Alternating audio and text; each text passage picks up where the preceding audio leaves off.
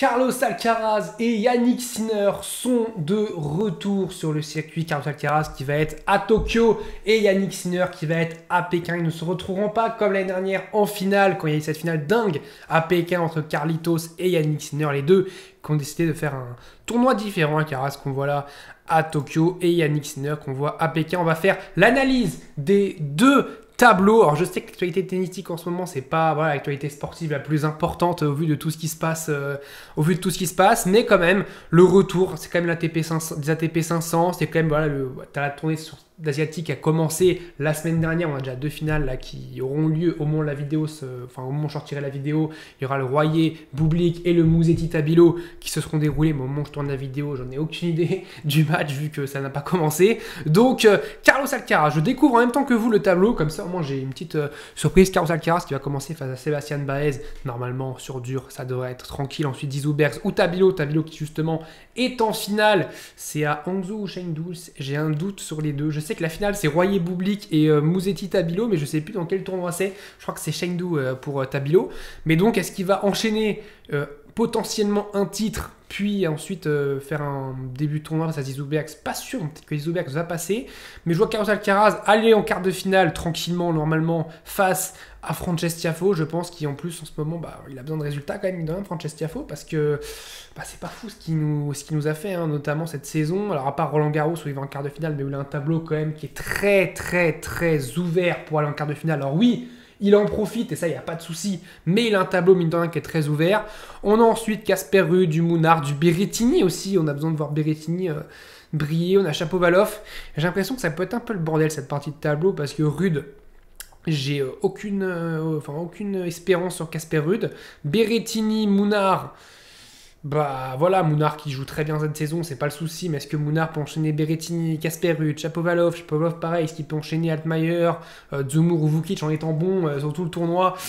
J'ai un petit doute et je me dis que Raume Mounard peut aller en quart de finale face à Carlos Alcaraz, comme ça avait été le cas, même si c'est déjà en demi-finale d'ailleurs, il peut aller en demi-finale face à Carlos Alcaraz, ça va vite. Il peut aller en quart de finale, Mounard face à Shapovalov, et après en demi-finale face à Carlos Alcaraz. De l'autre côté, Hugo Humbert, Brooksby, Nishioka, Darderi, Mikkelsen, Quinn, Medjedovic, Holger Rune. Le Medjedovic-Rune, celui-là je l'attends parce que franchement Rune qui veut manger à la table de Sinner et d'Alcaraz, pour le moment il mange à la table de personne.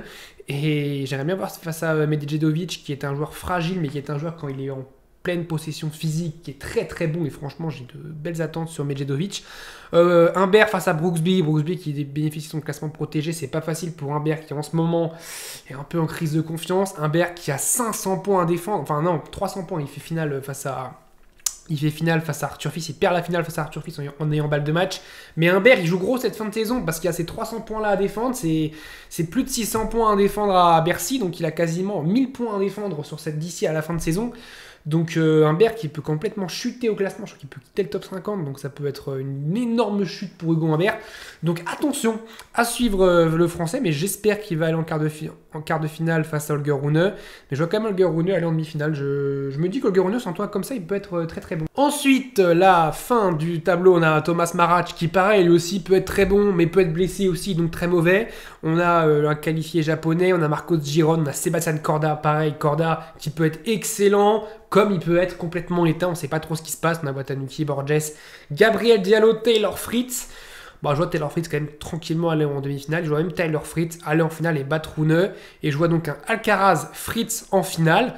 Parce que Carlos Alcaraz, je le vois pas perdre. Clairement, il perd pas un match depuis très longtemps. Oui, je ne compte pas la défaite en Lever Cup face à Taylor Fritz. Pour moi, c'est une exhibition. Ça ne devrait pas compter dans les head-to-head. Je sais que ça compte dans les head-to-head, mais pour moi, ça ne compte pas. Donc, Carlos Alcaraz n'a pas perdu depuis sa finale à Wimbledon face à Yannick Sinner. Voilà, pour moi, c'est ça. C'est mon avis. Vous pouvez être partagé ou pas. Moi, c'est en tout cas ce que je pense et qui devrait être la norme. Un tournoi, c'est des matchs où potentiellement le troisième set c'est un super tie-break, ça ne devrait pas compter dans le head-to-head parce que c'est pas du tout dans la règle dans le tennis, parce que le tennis normalement c'est 3 sets, c'est soit 3 sets gagnants, soit 2 sets gagnants, mais t'as pas un super tie-break en tout début de set. C'est complètement c'est du double, oui, mais en simple non, je suis pas d'accord avec ça. Donc je vois Taylor Fritz face à Alcaraz et je vois Alcaraz battre Fritz et montrer que voilà, les exhibs c'est bien, mais quand il faut gagner un tournoi, et bah c'est beaucoup mieux. Donc je vois Alcaraz remporter son... Ouais, il n'y a aucune surprise. Hein. Je vois pas Alcaraz en fait perdre des points par rapport à Sinner sur ce tournoi. Yannick Sinner justement qui lui a un premier tour quand même sympathique, un premier tour vintage face à Marin Cilic, même si bon... Marin Cilic, ouais, bah, allez, on peut dire il y a 5-6 ans, Cilic aurait battu Sinner. Aujourd'hui, c'est complètement l'inverse. Yannick Sinner va battre Marin Cilic.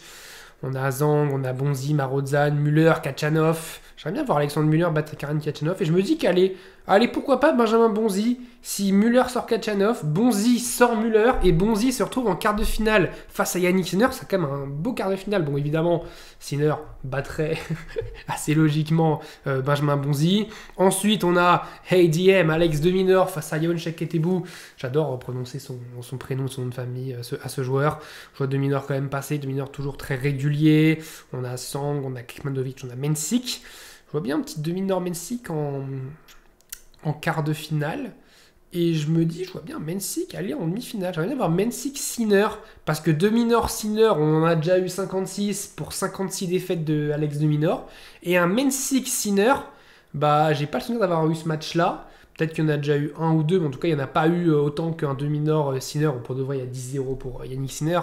Mais donc un Mensik-Sinner, moi c'est un match qui m'intéresserait, même si je dis pas que Mensik va battre Sinner, d'ailleurs je le pense pas. Mais c'est un match qui serait intéressant parce que ça change un petit peu de ce de Minaur-Sinner. On sait ce qui va se passer, de Minaur va tenter, et Sinner va le faire craquer au bout d'un moment, ça va faire 6-3, 6-3, 6-4, 6-4, ou alors 7-5, 6-2, un truc comme ça.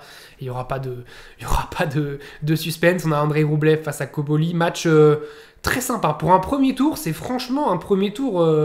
pas évident pour Andrei Rublev. Pour moi, c'est un 50-50 sur ce match-là. Et je vois même peut-être Koboli battre Andrei Rublev. On a Lerner Tien, Cerundolo. On a qualifié face à Bublik. Bublik, pareil, qui là est en finale face à Royer, soit à Hangzhou, soit à Chengdu. Je crois que c'est à Hangzhou. Donc, même c'est Bublik à voir s'il va enchaîner. On a Mpetshi Perricard face à Musetti. Musetti, même chose que pour Tabilo, pour Bublik, qui est en finale actuellement. Mais bon, Musetti, on l'a vu à l'US Open face à Mpetshi Perricard, à part le premier set, où il passe à côté de son tie-break. Derrière, on a senti clairement dans les retours, les points gagnés, derrière sa première balle, Musetti, il passait pour John Isner avec sa qualité de première balle par rapport en fait, à la qualité de retour de Mpetshi Perricard qui est complètement ridicule. Donc ouais, je vois Musetti quand même passer. Musetti Bublik, ça peut être sympa. Mais je vois quand même Bublik passer face à Musetti si Bublik fait le tournoi. Je vois Koboli face à Bublik en quart de finale. Et je vois Koboli battre Bublik et aller en demi-finale. Alors Medvedev-Nori... Medvedev-Nori, quoi, voilà, j'ai pas de mots sur ce match. Medvedev qui a encore perdu tôt face à Wu en début de semaine, là. C'est déprimant pour Medvedev, c'est déprimant. Je sais, franchement, j'ai envie de dire, oui, il peut battre Cameron Norrie, mais il peut perdre face à Davidovic Fokina. Allez, je veux dire, Davidovic Fokina va aller en quart de finale. Moutet, Grigspor, Sonego, Zverev. Je vois quand même Zverev aller en quart de finale face à Davidovic Fokina. Je vois Zverev aller en demi face à Flavio Koboli. Donc ça ferait Sinner, Mensik, Koboli, Zverev. Je vois Sinner évidemment battre Jakub Mensik et aller en finale. Et je vois aller Koboli battre Zverev. J'ai envie d'un petit peu d'exotique. Alors en plus, Koboli, je dis ça, il est capable complètement de perdre au premier tour. J'ai dit que c'était 50-50 et je mets un de ces joueurs-là en finale. Je suis complètement dingue. Mais j'ai envie de tenter un petit peu parce que si je dis Sinner, Zverev, sachant que juste avant, j'ai dit Alcaraz, Fritz, si je m'achète pas tête de série 1 et 2, bon, c'est pas intéressant. J'ai envie qu'il y ait un petit tournoi, on vibre un petit peu. Un petit Sinner Koboli, un petit Italianico en finale de Pékin. Ça peut être sympa, mais je vois quand même par contre Yannick Sinner gagner. Hein. Par contre, faut pas déconner. Je vois Yannick Sinner battre en finale Flavio Koboli et je vois un statu quo en termes de points, notamment à la race. À la race, je crois qu'Alcaraz a 2900 points d'avance sur Yannick Sinner.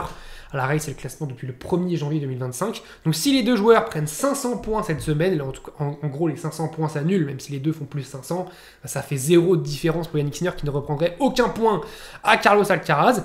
Donc voilà, dites-moi vous, qu'est-ce que vous allez attendre sur cette semaine particulièrement? Est-ce que ce sont les retours de Sinner ou d'Alcaraz? Enfin je dis cette semaine, ça commence évidemment le mercredi, hein, ça aussi j'en ai parlé dans ma dernière vidéo, que le tennis est complètement mort, notamment dans cette période-là où la saison asiatique à cause de Shanghai qui est sur 12 jours doit se dérouler du mardi au mercredi ou du mercredi au mardi sur tous les tournois. C'est n'importe quoi, on se perd complètement.